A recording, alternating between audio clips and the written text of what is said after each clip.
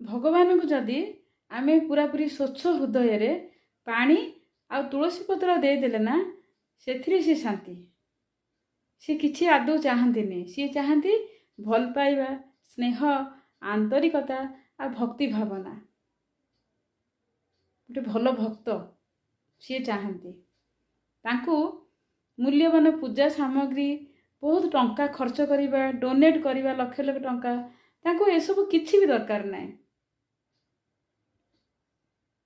तेणु करी भगवान को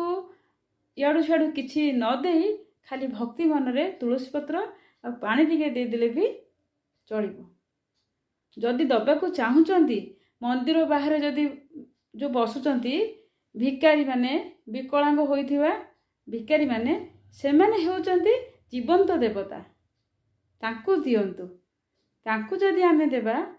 भगवान को देला भलिया बराबर होई जीवो मो भावना रे।